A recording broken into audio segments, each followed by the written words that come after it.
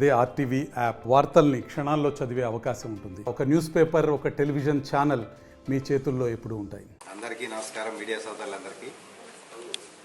మరి ఈరోజు ఈ ప్రెస్ మీట్కి కారణం మా కూటమి నాయకులందరితోనూ నిన్ననే మాజీ ముఖ్యమంత్రి జగన్మోహన్ రెడ్డి, వైఎస్ఆర్ కాంగ్రెస్ పార్టీ అధ్యక్షుడైనటువంటి ఆయన కరెంటు ఛార్జీల మీద చేసేటువంటి ధర్నా ఒక్క మాటలో చెప్పాలంటే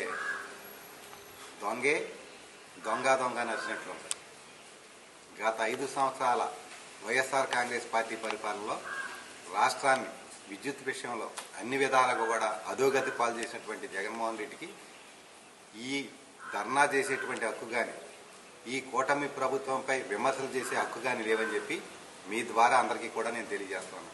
ఎందుకంటే 2014లో 22.5 మిలియన్ యూనిట్ల లోటుతో ఈ రాష్ట్రాన్ని చంద్రబాబు నాయుడు గారికి అప్పచెప్పినప్పుడు 2014 నుంచి 19 వరకు కూడా కేంద్ర ప్రభుత్వ సహకారంతో చంద్రబాబు నాయుడు గారు దిగిపోయే నాటికి మిగులు విద్యుత్తో రాష్ట్రానికి నీకు అప్పచెప్తే 2014 నుంచి 19 వరకు కూడా ఒక్కసారి కూడా విద్యుత్ ఛార్జీలు పెంచనటువంటి తెలుగుదేశం పార్టీని నువ్వు ఎలా విమర్శిస్తావు జగన్మోహన్ రెడ్డి? నీ 5 సంవత్సరాల చేతకాని అసమర్థ పరిపాలనలో, నీ పరిపాలనలో 12 సార్లు విద్యుత్ ఛార్జీలు పెంచావు. 12 సార్లు పెంచావు.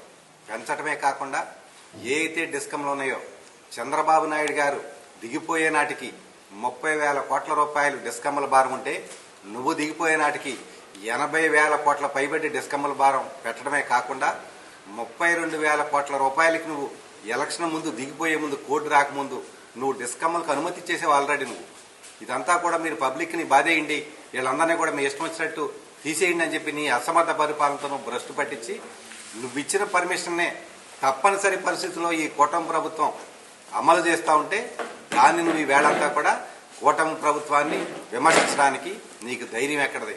రాష్ట్ర ప్రజలందరికీ కూడా మీ ద్వారా ఒకే ఒక్క విన్నపం చేస్తా ఉన్నా.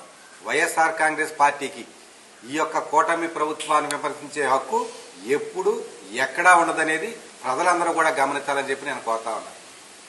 14 నుంచి 19 వరకు చంద్రబాబు నాయుడు గారి పరిపాలన చేస్తే లోటు విద్యుత్తో ఆ రాష్ట్రానికి ఆయన అప్పచెప్తే ఆయన యొక్క సమర్థవంతమైన పరిపాలనతో, కేంద్ర ప్రభుత్వంలో ఉన్నటువంటి మోదీ గారి సహకారంతో రాష్ట్రాన్ని కరెంటు కష్టాల నుంచి గట్టెక్కించడమే కాకుండా చంద్రబాబు నాయుడు గారి అధికారం కోల్పోయే నాటికి మిగులు విద్యుత్తో నీకు అప్పచెప్తే నువ్వు దిగిపోయే నాటికి 2019 నుంచి 24 నువ్వు దిగిపోయే నాటికి 85,000 కోట్ల అప్పుతో నువ్వు మరి రాష్ట్రానికి ఇచ్చి నువ్వు ఏ మొక్కం పెట్టి నువ్వు రోడ్డు ఎక్కుతున్నావో నీకు సిగ్గులేదా జగన్మోహన్ రెడ్డి అని చెప్పి మా కూటమి ప్రభుత్వం తరఫున మేమంతా కూడా ప్రశ్నిస్తా ఉన్నాం. రాష్ట్ర ప్రజలందరికీ కూడా ఒకటే విజ్ఞప్తి చేస్తా ఉన్నాం. ఈ రాష్ట్రాన్ని అన్ని విధాలుగా కూడా అధోగతి పాలు చేసినటువంటి జగన్మోహన్ రెడ్డి యొక్క దుష్ట విధానాలన్నీ కూడా ఒక్కొక్కటి రెక్టిఫై చేస్తూ మోదీ గారి సహకారంతో, పవన్ కళ్యాణ్ గారి యొక్క అండదండలతో చంద్రబాబు నాయుడు గారు రాష్ట్రంలో ఈవేళ చూద్దాం రండి, మీరు కానీ మీ నాయకులు కానీ ఎవరైనా బహిరంగ చర్చకు మేము సిద్ధంగా ఉన్నాం. నువ్వు పెంచినటువంటి విద్యుత్ ఛార్జీల మీద కానీ, అమరావతి రాజధానికి వేళ కేంద్ర ప్రభుత్వం చేసేటువంటి సహాయం కానీ, పోలవరానికి కేంద్ర ప్రభుత్వం చేసేటువంటి సహాయం కానీ, రైల్వే జోన్కి కేంద్ర ప్రభుత్వం చేసినటువంటి సహాయం కానీ, రాష్ట్రంలో మౌలిక సదుపాయాలకి ఏదైతే ఎన్ఆర్జీఎస్ నిధులు ఉన్నాయో ఆ నిధులన్నీ కూడా వరదలాగా ప్రవహించేటువంటి ఈ సమయంలో నీతో కానీ, నీ పార్టీ నాయకులతో కానీ మేమంతా కూడా చర్చ చేయడానికి సిద్ధంగా ఉన్నాం. సిగ్గుపడాలని కూడా నువ్వు రైతు ప్రభుత్వం చెప్పుకుంటా ఉంటావు. రైతు నిజంగా కూడా 14 నుంచి 19 వరకు మేము ఎలా పరిపాలించాం, 19 నుంచి 24 వరకు కూడా నువ్వు చేసినటువంటి దుష్ట పరిపాలనలో రైతు ధాన్యం అమ్మితే 6 నెలలకు కూడా ఇవ్వనటువంటి సంఘటనలు ఉన్నాయి ఒక్కొక్క సంవత్సరం. కానీ ఈ కూటమి ప్రభుత్వం వచ్చాక మొన్ననే ఒక్క రైతు ఎవరితోనో అనిపించు, ఆన్లైన్ అయినా 24 గంటల లోపల, ఇంకా గట్టిగా మాట్లాడితే 2 గంటల్లోనే ఆన్లైన్ చేసినటువంటి డబ్బులు వేసినటువంటి ప్రభుత్వం ఈ కూటమి ప్రభుత్వం. చంద్రబాబు నాయుడు గారు, పవన్ కళ్యాణ్ గారు, మోదీ గారి కలిసి కట్టున్నటువంటి ప్రభుత్వం.